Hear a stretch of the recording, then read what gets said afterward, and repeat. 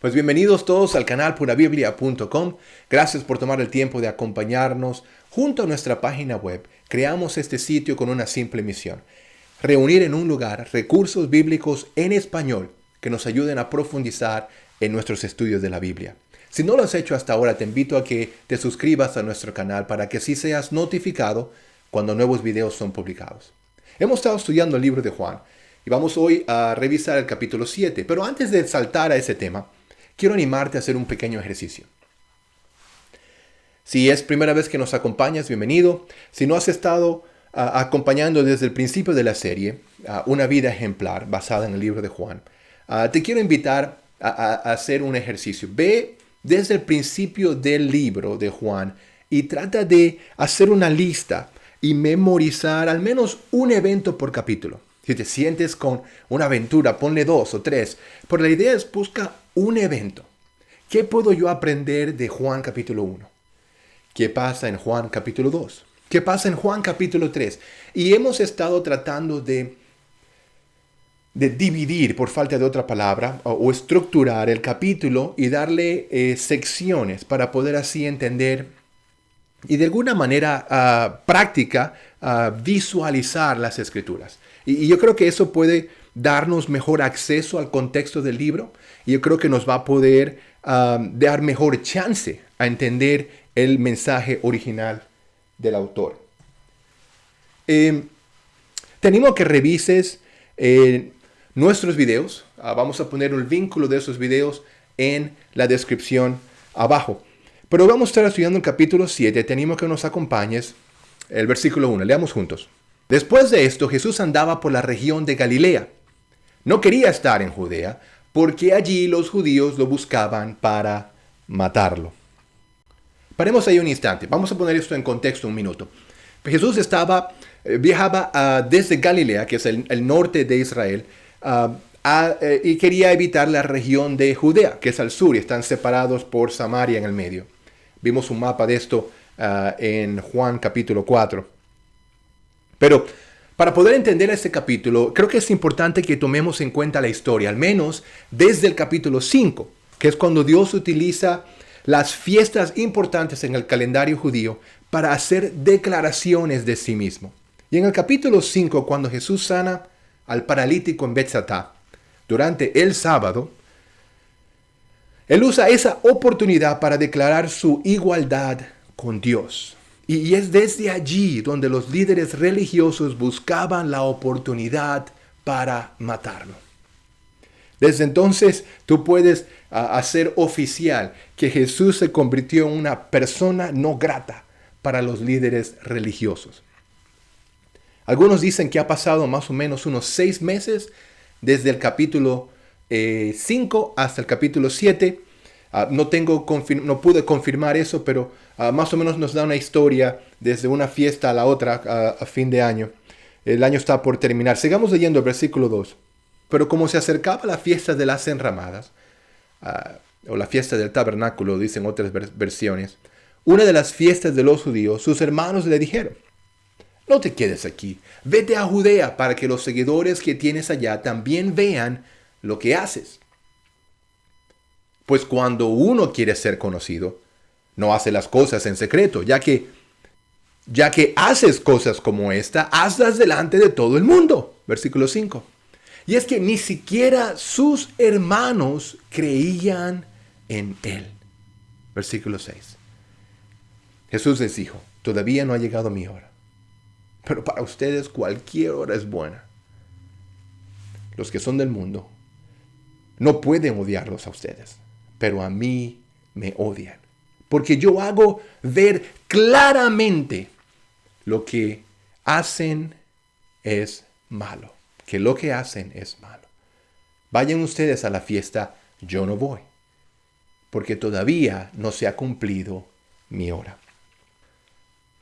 Les dijo esto y se quedó en Galilea. Paremos ahí un instante para poder poner esto en contexto. Aquí Juan introduce a la familia de Jesús. Y lo que está haciendo acá es que, y estamos hablando no del hermano o la hermana espiritualmente, estamos hablando de los medio hermanos de Jesús y las media hermanas. Sabemos por Mateo capítulo 13 que Jesús tuvo hermanos y hermanas hijos de María y José. De hecho, sabemos que uno de ellos se llamaba Santiago o Jacobo, otro se llamaba José, otro se llamaba Simón, conocemos a otro que se llamaba Judá. Y Judas no Iscariote, pero el Judas medio hermano de Jesús. Pero en este punto ellos no creían que Jesús era el Mesías, aunque sabemos por la historia que luego lo harían. El mismo Santiago se convierte en el líder de la iglesia en Jerusalén y escribe el libro de Santiago. Sabemos que Judas escribe el libro de Judas, o Judas, en Nuevo Testamento. Así que sus vidas cambiaron de no creer a creer. Y vamos a estar viendo eso más adelante con el favor del tiempo. Pero aquí, la pregunta que nos podemos hacer es, ¿por qué querían ellos que Jesús se fuera a Jerusalén? ¿Por qué motivarlos? ¿Por qué invitarlos? Bueno, hay muchas maneras. La verdad no sabemos exactamente las motivaciones, pero por el contexto de lo que estamos estudiando, puedo yo asumir, uno puede ser rivalidad. ¿Tú te has imaginado alguna vez tener un hermano perfecto? Lo que significa tener un hermano perfecto con Jesús. Y quizás ellos nunca hacían nada bien como Jesús. María le decía, oye, tú no te portas como Jesús se porta. Oye, Tomás, tú no te portas como Jesús se porta. Oh, Santiago, tú, Judas, tienes que hacer las cosas como Jesús hacía. Y había cierta rivalidad. Y ellos se enteraron que los judíos en Jerusalén, en el sur, querían matar a Jesús. Así que, ¿por qué tú no te vas allí y ellos se encargan de ti? Vimos esto varias veces en el Antiguo Testamento con la familia, los hermanos de José. Pero ese puede ser un punto muy lejano, no sé. Una de las cosas que yo sí estoy creyendo es que ellos creían en el Mesías, pero creían en otro tipo de Mesías. Ellos esperaban a un Mesías que viniera con un caballo, con fuerza, con la espada, y iba a voltear, a derrumbar el gobierno actual y tomar posesión como rey. Y ellos decían, mira, pero ¿por qué tú estás actuando a escondidas? ¿Por qué tú estás poniendo, si tú haces los milagros que tú dices que haces, ¿por qué no pones te paras en una tarima e invitas a todo el mundo, haces un live stream en Facebook para que todo el mundo te vea? Un buen consejo, quizás hasta con una muy buena intención, pero no iba de acuerdo al plan de Dios. También aquí sabemos por el versículo 1 que los judíos en el sur, en Jerusalén, en Judea, la región de Judea, estaban buscando para matarlo. Y en ese tiempo, cuando Jesús si él hubiese ido temprano a la fiesta de las enramadas, quizás hubiese sido una oportunidad para matarlo, aunque no era su tiempo todavía. Y me hace pensar muchas veces cuando Jesús dice, no, yo no voy a ir a la fiesta porque todavía no es mi hora. Y cuando hablamos de eso es obviamente su hora. El libro de Juan y Jesús lo usan mucho para identificar cuando sea glorificado, cuando Él vaya ya a la cruz y por medio de su muerte iba a ser glorificado delante del Padre. Eso es cuando dice mi hora ha llegado. Entonces, cuando Él sabe de que aún no lo van a matar, porque su hora no ha llegado, todavía hay mucho trabajo que hacer, Él todavía dice, no es tiempo para yo ir a Judea en este momento. Y me pone a pensar como cuando Satanás estaba tentando a Jesús y le dijo, mira, tírate y los ángeles te van a rescatar. Estaba usando un salmo. Y Jesús le responde, sí. Yo sé que eso está en la Biblia, pero ¿por qué poner a prueba al Señor tu Dios? Y me pone a pensar mucho aún en nuestros tiempos, como estamos en el COVID, estamos en el COVID-19, y como sí tenemos que tener nuestra confianza en Dios, que Él está en control de nuestras vidas, Él está en control de nuestro alrededor. Pero he escuchado aún con muchas amistades cuánta gente está como, ¿para qué máscara? ¿Para qué? Vamos a salir, vamos a vivir normal. Tenemos que confiar en Dios. Y sí, hay que confiar en Dios. Pero la pregunta es, ¿por qué ponerlo a prueba? Vivamos confiados en que Él está en control de nuestras vidas, de que nos va a proteger, de que nos va a ayudar. Pero al mismo tiempo estamos en medio de una pandemia global. Pero hay algo que es importante acá. En Juan 7, en el versículo 8, Él dice, yo no voy a ir a Judea, vayan ustedes. Pero si leemos acá en el versículo 10, dice, pero después que se fueron sus hermanos, también Jesús fue a la fiesta, aunque no públicamente, sino casi en secreto. Y me pone a pensar, pareciera que Jesús mintió a sus hermanos, ¿cierto? Tú te pones a ver él dice, no, yo no voy a ir, vayan ustedes, todavía no es mi hora. Y tan pronto ya se fueron, ok, yo voy a ir entonces. Pero se fue a escondidas. Y dices, bueno, pero ¿por qué Jesús le diría algo así? Y yo te quiero animar, cuando tú ves escrituras que se contradicen, no se contradicen, es una oportunidad para profundizar y ver el contexto del carácter de la persona que está involucrada en esa, entre comillas, contradicción. Lo digo porque Isaías 53 dice que Él nunca hizo maldad, hablando de Jesús, una profecía acerca de Jesús, ni hubo engaño en su boca. Jesús mismo, en Mateo capítulo 5, Él dice, no crean ustedes que yo vine a suprimir la ley o los profetas. No he venido a ponerles fin, sino a darles su pleno valor. Y hay muchas más. Hablamos de Tito capítulo 1, Juan capítulo 8, que vamos a estudiar la semana que viene. Mateo capítulo 5. Hay muchas escrituras que exponen el corazón de Jesús y la convicción de siempre decir la verdad. Pero hay algo que nos notamos. Yo creo que aquí podemos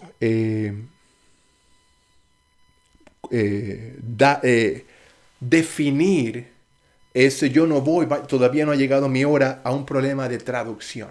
¿Por qué lo digo de esta manera? Por ejemplo, la Reina Valera, la Nueva Versión Internacional, dice en el capítulo 7, versículo 8, yo todavía no subo a esta fiesta.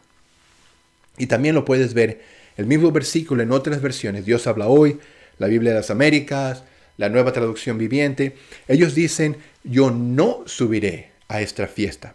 Son dos palabras diferentes o traducidas de manera diferente. Y el problema aquí parece venir en la traducción. De hecho, hay un video excelente al respecto de Eduardo Flores, que no lo quiero repetir. De hecho, voy a poner el vínculo en la descripción abajo para que puedas ver el contexto que explica cómo Jesús no mintió durante esa interacción con sus hermanos. Y de hecho te pones a pensar, Él no pudo haber dicho, yo no voy a la fiesta, porque por ley Él requería o Él necesitaba ir a esa fiesta. La ley requería que Él fuera a la fiesta, así que no tenía opción. Quisiera o no, Él tenía que ir. Y si él hubiese dicho claramente, yo no voy a ir, vayan ustedes, los hermanos hubiesen dicho, oye, pero tú estás violando la ley, y hubiese sido una oportunidad para poder confrontar a Jesús. Pero ellos se fueron, sabiendo de que el contexto no era que no voy a ir, el contexto es que no voy a ir todavía. Adelántense ustedes. Es como, por ejemplo, cuando, digamos, ahora mismo son las 10 de la mañana, es un ejemplo. Y si me preguntas, oh, ¿quieres cenar? Yo te diría, no, gracias, no quiero cenar todavía, no es hora de cenar. Y luego voy a eso de las 6 de la tarde y ceno. Eso no es una mentira, ni tampoco es una contradicción. De hecho, cuando me preguntaste la primera vez, estaba siendo honesto y era la verdad completa. No era tiempo de cenar, pero ahora a las 6 sí es tiempo de cenar. Entonces, si tú ves el argumento de que Jesús mintió, no pudo haber mentido. De hecho, si hubiese mentido, no hubiese cumplido las escrituras, no hubiese cumplido la ley, y su muerte en la cruz hubiese sido en vano. Pero es un punto interesante. Mira la descripción del estudio de Eduardo Flores, creo que nos va a ayudar al final de este estudio. Sigamos leyendo, versículo 11. Los judíos lo buscaban en la fiesta y decían, ¿dónde estará este hombre? Y entre la gente se hablaba mucho de él. Unos decían, es un hombre de bien. Pero otros decían, no es bueno, engaña a la gente. Sin embargo, nadie hablaba abiertamente de él por miedo a los judíos. Los judíos aquí eran los líderes religiosos. No está hablando sobre el pueblo judío, está hablando sobre los líderes religiosos, especialmente aquellos que son parte del Sanedrín. Y estudiando el libro de Juan, Juan hace claro que creyendo en Jesús tendremos vida por medio de él. Pero creer en Jesús es muy diferente a reconocer a Jesús.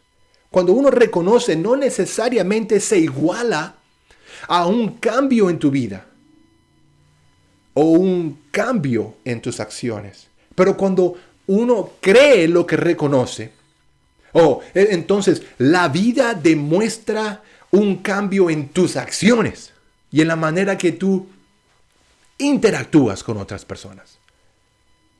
Aquí vemos cómo hombres y mujeres se limitaban a vivir una vida a escondidas por miedo a los hombres. Lo repito, aquí vemos hombres y mujeres limitados a vivir una vida a escondidas por miedo a los hombres. Yo te quiero animar, así que asegúrate a buscar la aprobación de Dios y no la de los hombres.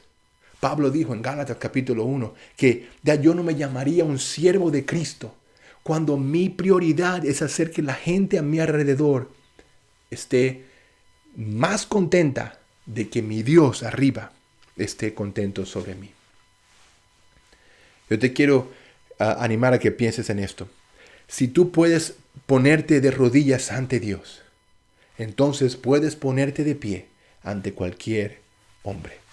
Porque si tú buscas honrarlo a Dios, si tú buscas obedecerlo a Dios, si tú buscas seguirlo y agradarlo solamente a Él, esa libertad te va a ayudar a no preocuparte por lo que los hombres piensan, por lo que la gente a tu alrededor piensa.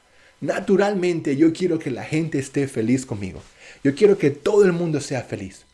Y me he dado cuenta por medio de los años de que esa es una misión imposible. La gente va y viene. Y lo que yo tengo que asegurarme es que con una conciencia limpia, con una conciencia tranquila, yo estoy obedeciendo lo que yo creo Dios me está llamando a hacer. Y ojalá eso pueda tener un impacto en la gente a mi alrededor. Pero aquí tú ves un grupo de gente que decía, ay, qué bonito Jesús, cómo bonito habla. Y otros decían, no, ese tipo es un mala gente, eso no puede hacer lo que hizo. Pero nadie lo podía hablar porque tenía miedo a los líderes religiosos. Y es que en la época, ser parte de la iglesia, poder usar palabras comunes hoy, ser parte de la iglesia tenía prestigio, tenía beneficios y tú no querías ser expulsado del Sanedrín.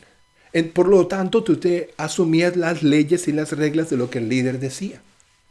Y suena mucho a las iglesias hoy, como nos preocupamos tanto en lo que el líder dice, nos preocupamos tanto en lo que la junta directiva enseña, nos preocupamos tanto en lo que las normas de la sociedad dictan, que nos olvidamos lo que Dios mismo quiere enseñarnos.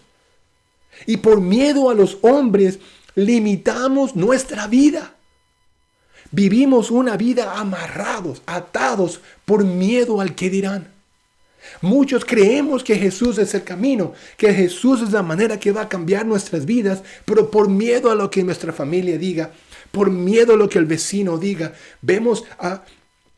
caminamos a escondidas, por miedo a lo que van a pensar de nosotros. Eso no es vivir.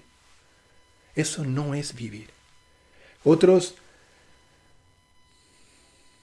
simplemente buscan la aprobación de los hombres, porque no conocen ninguna otra opción.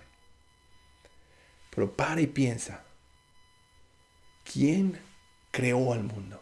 ¿Quién creó a los hombres? Todos hemos pecado y estamos lejos de la presencia gloriosa de Dios.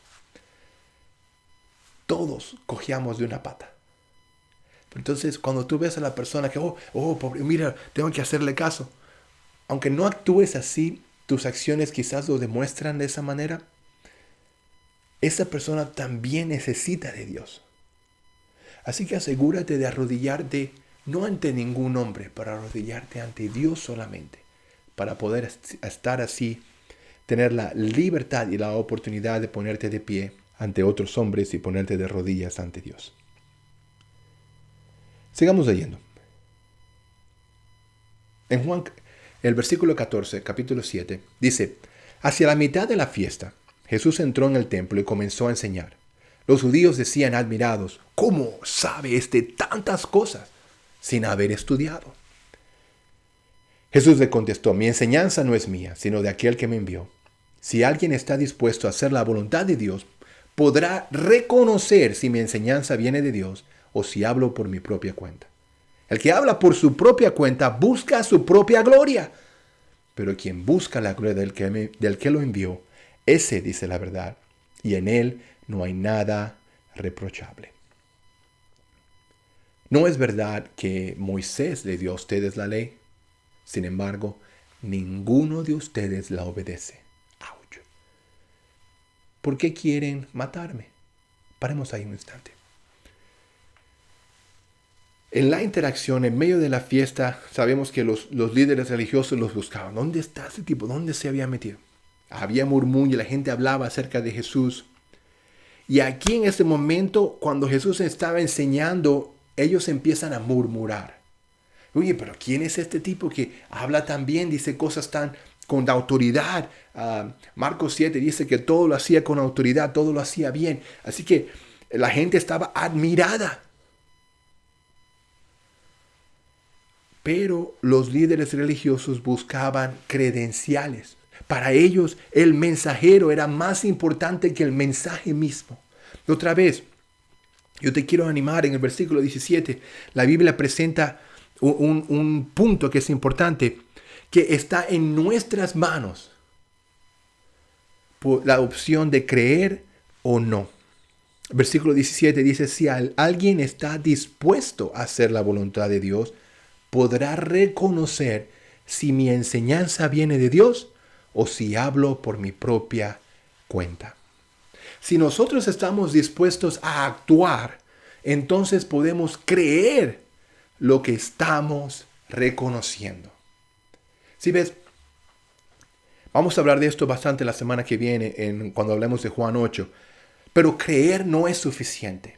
Es importante que nosotros actuemos en esa creencia. Es como la dieta. Hasta que uno no lo ponga en práctica, la barriga no va a bajar. Y así Jesús aquí enfrenta o confronta a los líderes religiosos. Él confronta su orgullo, él confronta su hipocresía. Y le dice, ellos querían matarlo. Pero ahora si te pones a pensar, en Éxodo, capítulo 20, uno de los 10 mandamientos es no mates. Así que si los judíos, los líderes religiosos se llenaban la boca diciendo, no, nosotros seguimos la ley, ¿quién es este que nos conoce la ley? Oh, no ha estudiado, yo sí he estudiado. Ellos mismos no estaban poniéndola en práctica. Jesús le dice, ninguno de ustedes la obedecen. ¿Por qué quieren matarme? Él estaba confrontando. ¿Ustedes no saben lo que Moisés dijo? Moisés mismo dijo, no mates. Y no fue Moisés que lo dijo, fue Dios quien lo dijo por medio de Moisés.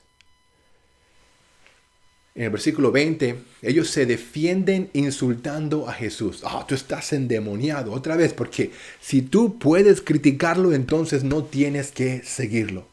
Si tú buscas la manera, no me gusta el acento que usa, o no me gusta la ropa que se pone, o no me gusta lo que dijo aquí, nos enfocamos en la oportunidad de criticarlo, entonces tenemos una excusa para no obedecerlo. Y ellos estaban admirados porque reconocieron al principio que Jesús decía cosas increíbles. Y ellos estaban admirados porque alguien sin los estudios, sin el reconocimiento de otro maestro de la ley, podía hablar de esa manera. Ellos ya estaban impactados por lo que él decía. Pero si ellos podían buscar la manera de criticarlo, entonces no tienen que seguirlo. En el versículo 21, versículo 23, Jesús compara el mandamiento de la circuncisión con la sanación del paralítico en Juan capítulo 5, que otra vez fue lo que originó toda esta controversia y todo este deseo de querer desaparecer a Jesús del mapa, por todo lo que Jesús estaba predicando acerca de él mismo. Pero aquí, en lo que estaba pasando en lo de la circuncisión, es que los judíos circuncidaban aunque era el sábado, porque la circuncisión pedía que debía ocurrir en el 8º día. Y tú no puedes controlar cuando una persona nace, así que alguno de esos nacimientos, cuando esperas 8 días, cae sábado. Y aunque sea sábado, los judíos circuncidaban a los bebés. Pero aquí Jesús lo estaba confrontando de que ellos se enojan porque Jesús sanó a un hombre entero, mientras ellos mismos practican la circuncisión en el sábado. En vez de estar impactado por el milagro de la circuncisión, o por el milagro de la sanación, ellos estaban enfocados en la ley y olvidaron a quién tenían enfrente. En el versículo 24, él hace una referencia a juzgar a los demás. Y es interesante que en este versículo Jesús no condena el juzgar a otros. De hecho, Él nos llama a hacerlo con rectitud. ¿Cuántos de nosotros escuchamos un chisme y vemos un evento en nuestras vidas desde nuestra perspectiva e inmediatamente juzgamos? ¿Cuántos por miedo a los líderes a nuestro alrededor aceptamos su juicio sin ni siquiera hacer preguntas? Jesús aquí confronta a los líderes de la época y esto causa una división entre ellos mismos. Algunos creían y otros se indignaban. Pero a pesar de todo lo que estaba pasando, Dios estaba en control. En el versículo 30 dice que no había llegado su hora. Y como dije al principio, esta hora designa la hora de la muerte de Jesús y de su glorificación definitiva. Aquí llegamos al final del capítulo y varias cosas están pasando. Vemos en esta controversia que existe en el Sanedrín, en los líderes religiosos, como Nicodemo, que hablamos de él en el capítulo 3 de nuestro libro de Juan, como él defiende de una manera muy tímida, pero empieza a defender a quién es Jesús y lo vayan a callar enseguida, pero él está de alguna manera buscando exponer lo que cree, exponer su fe, y a veces nos toma tiempo calentar motores. Ya sabemos que más adelante él ya toma pasos de fe más fuertes, y algunos dicen que él mismo se hizo un discípulo a la hora que Jesús fue crucificado. Pero en esta sección que hablamos de Jesús él habla como él es el río de agua viva. Esa sección es importantísima. Skip Heitzig la introduce de una manera excelente. Él dice básicamente que había un hombre en el desierto. Y estaba caminando en el desierto del Sahara y estaba muriéndose de sed. Y de repente ve ahí un comerciante pasando en su camello. Y él dice, Señor, me estoy muriendo. Necesito un poco de agua. Y el Señor en el camello dice, no tengo agua, pero tengo unas corbatas. ¿Te interesaría comprar unas corbatas? Y me dice, ¿corbatas?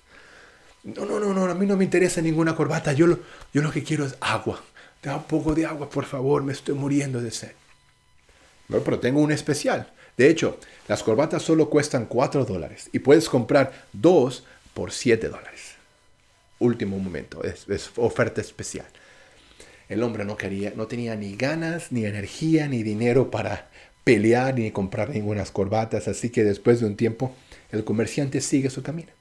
Y el moribundo está caminando, muriéndose, y de repente encuentra un oasis. Y ve un restaurante dentro. Y dice, me salvé. Y va caminando hacia el restaurante. Y luego, muriendo de sed, se acerca al mesero en la puerta y le dice, me estoy muriendo de sed. Solo quiero un poco de agua. El mesero en la puerta le dice, lo siento, para poder entrar necesita una corbata. Y esta historia se repite, creo yo, de una manera muy frecuente en nuestras vidas hoy en día. Tú tienes aquí, en esta historia, frente a ti, a un Jesús que puede transformar tu vida. Tenemos en nuestras manos la palabra de Dios que puede transformar quiénes somos. Y nosotros perdemos el tiempo hablando de corbatas. En esta historia, Jesús hace una invitación especial para todo el que crea en Él. Él promete saciar su sed espiritual. Y en esta fiesta, lo que estamos pasando básicamente es la fiesta de las enramadas o la fiesta del tabernáculo. Era una de las fiestas más energéticas y más alegres de todas las fiestas que celebraban los judíos. La gente construía unas chozas con ramas para recordar la vida de los antepasados. Es como aquí en los Estados Unidos cuando hacemos el 4 de julio y tenemos los fuegos artificiales.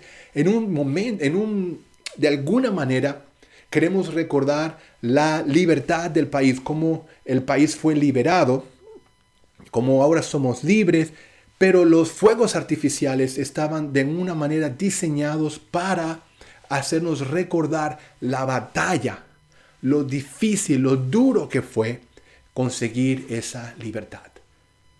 La primera, cuando fue la batalla original, no eran fuegos artificiales, eran bombas y cañones y tiros. Y después de todo eso, se obtuvo la libertad. Hoy en día celebramos con fuegos artificiales una vez al año para recordar. Y cuando escuchamos las bombas y los tiros, recordamos. Unos dicen, qué bonito es. Pero otros recuerdan, wow, todo lo que se tomó para poder conseguir nuestra libertad, tenemos que apreciarla. De la misma manera, una vez al año, los judíos construían unas chozas con rama y se paraban en las afueras de sus casas y miraban en el aire libre y miraban las estrellas y era un momento especial para compartir con la familia, especialmente si tienes niños pequeños, poder contarles las historias, poder decir, mira, así vivieron nuestros antepasados en el desierto. Dios los guió a ellos por medio de la columna de fuego por las noches. Les daba agua por medio de las rocas y era una oportunidad para poder contar las historias. Y varias cosas estaban pasando. Históricamente, Juan 7 se conecta con Nehemías capítulo 8. Algunos dicen que esa es la primera vez que la fiesta de las enramadas se pone en práctica. Básicamente, el Esdras estaba leyendo el libro de la ley en voz alta y buscaban seguir a pie y letra lo que decía. Y una de las cosas que decía era celebrar la fiesta de las enramadas. Entonces, desde entonces, todos los años comenzaron a ellos a hacer lo mismo. Históricamente es animante ver cómo personas leen la palabra de Dios, leen la Biblia y inmediatamente buscan ponerla en práctica. Eso es animante. Y de hecho, oro que eso es exactamente lo que estamos haciendo nosotros ahora. Pero aquí en el versículo 37 y 38, cuando Jesús se para en medio de la gente y habla en voz alta, vamos a leerlo en un minuto, es importante que aclaremos una cosa. Pongamos esto. Durante esta fiesta, lo que pasaba era lo siguiente. Cada día se llevaba agua desde el estanque de Siloé, que quedaba al sur del templo. El sacerdote llevaba la jarra de agua y la gente a su alrededor gritaba o cantaba o decía con voz alta una escritura en Isaías capítulo 12 versículo 3. Decía que ustedes podrán ir y beber con alegría en esa fuente de salvación. Y luego el sacerdote, cuando llegaba al altar de sacrificio, él caminaba 7 veces por el altar del sacrificio y luego vertía el agua en la tierra. Luego había un silencio en absoluto y luego la gente decía la escritura en Isaías capítulo 12. ¿Por qué es importante esto? Yo creo que es importante para entender el impacto de los versículos que acabamos de leer. El último día de la fiesta era el más importante en aquel día. Y Jesús, puesto de pie, dijo con voz fuerte: si alguien tiene sed, venga a mí.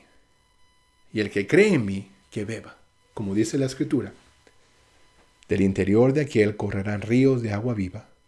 Con esto Jesús quería decir que los que creyeron en él recibirían el Espíritu y que el Espíritu todavía no estaba porque Jesús aún no había sido glorificado.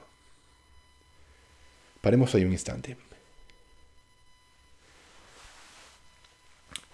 Sabemos lo que está pasando, la rutina. Sabemos que el sacerdote venía, había un montón de gente. Sabemos la ley, que por ley todo varón de alrededor de Jerusalén tenía que ir por ley a la fiesta. Eso estaba lleno de gente. El sacerdote agarra la jarra, da la vuelta al altar, todo en silencio, él brota el agua.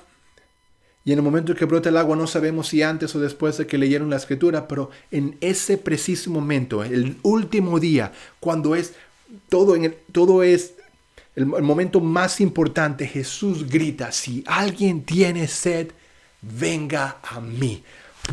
Se toma valentía, se toma primero pulmones a poder gritar, y se toma guáramo, se toma coraje poder hacer algo así. Y recuerda mucho la autoridad que Jesús representa en este momento de esta manera. Como es muy diferente al Jesús que al menos yo crecí viendo, en la estatua del Jesús, paz y amor y todo. No, me recuerda al Jesús que volteaba las sillas. No hagan de la casa de mi padre una casa de ladrones. Es esa autoridad que él tenía, ese celo que lo consumía por la casa de su padre. Y me recuerda aquí también la invitación que él hace. Como él dice: si alguien tiene sed, que venga a mí. Si algo que hizo el último año 2020 en nuestras vidas es expuso nuestra sed, expuso nuestra necesidad de quién es Dios. Y yo creo que mucha gente culpa a la pandemia, mucha gente culpa al 2020, al gobierno, por todo lo que está pasando en nuestras vidas. Yo creo que siempre hemos estado así. Yo creo que 2020 simplemente nos expuso nuestro corazón. Expuso nuestra necesidad de Dios. Y él aquí termina el capítulo haciendo una invitación. Jesús estaba presentándose con una invitación para todos los que quieran aceptarla. Por otra vez, los líderes religiosos estaban muy preocupados hablando de corbatas. Seguimos las leyes, damos las vueltas, hacemos aquello. Y se olvidaban de qué estaba pasando a su alrededor. Te quiero dejar con esto. Uno tiene esa oportunidad de reconocer. Tenemos que reconocer tu sed de Dios. Para poder realmente ver un cambio en tus vidas es importante que tú reconozcas tu cambio, tu sed de Dios. Número 2, es importante que tú actúes en ese reconocimiento. Reconocer no es suficiente. Y número 3, no solamente actuar en ese reconocimiento, pero actuar correctamente. Tienes que beber del agua que Cristo ofrece. No es simplemente ir a la iglesia, no es simplemente ver un video, no es simplemente escribir un cheque, pero es asegurarte de lo que está entrando a tu vida es Cristo, su mensaje, su sana doctrina. Y por eso es tan importante que tú estudies la Biblia y la conozcas bien. Y esto va mucho más allá de ir a una iglesia, de escuchar un video en línea. Se toma poner en práctica lo que crees. Me encanta que la invitación es: si alguien tiene sed, que venga a mí. La invitación es para todos. No hay prejuicios, no hay limitaciones. Tú quieres cambiar tu vida, Jesús te invita a que lo hagas.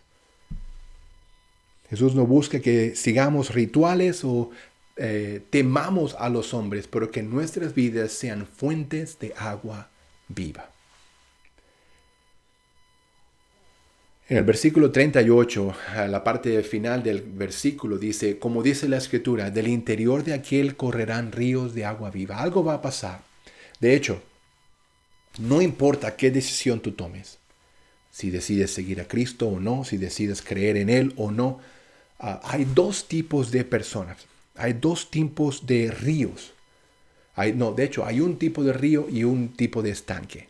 Dos tipos de personas. Uno es un río y el otro es un estanque. Y aquí, por ejemplo, si tú has visto un estanque, no hay vegetación a su alrededor. El agua, después de un tiempo, se pudrifica, huele mal, se llena de larvas, se llena de mosquitos, apesta. Nadie quiere tomar de allí. Por otra parte, un río de agua viva que fluye, un río que fluye agua, está usualmente lleno de vegetación, tiene agua fresca, agua que da vida, que sana. Y mi punto aquí es cómo respondes a la invitación que Jesús hace, definirá qué tipo de vida vives. Si eres un estanque o eres un río de agua viva. El capítulo termina con un grupo dividido. Y usualmente eso es lo que hace Jesús. No los divide, Él expone lo que hay en sus corazones. Y eso divide. Eso divide porque de igual manera el mundo hoy se encuentra dividido. Y en mi opinión se encuentra dividido, si lo vemos de una manera espiritual, en dos grupos. Y no estoy hablando políticamente, estoy hablando espiritualmente. Se encuentra dividido en dos grupos. Aquellos que están perdidos y su destino eterno es el infierno. Y otros que una vez lo estuvieron. Y es importante que nosotros tomemos la decisión de conocer quién es Jesús, de reconocer que Él es el Hijo de Dios. Pero también se toma la decisión de que aquellos que ya lo hicieron busquen ser un río de agua viva para otras personas. La pregunta es ¿cuándo? Bueno, déjame entonces arreglar algunas cosas y voy a compartir con mis amigos lo que estoy aprendiendo. Déjame arreglar algunas cosas primero antes de hacer algo así. No. Si tú te preguntas cuándo, la respuesta es ahora. Ahora es el tiempo perfecto. Hoy es el tiempo perfecto para tomar esa decisión. Porque si no es ahora, entonces ¿cuándo? Y si no eres tú quien va a tomar esa decisión, ¿quién la va a tomar? Por ti. El tiempo de Dios es perfecto. Acepta su invitación y busca hacer la voluntad de Dios en tu vida. Y Él promete que nunca más tendrás sed.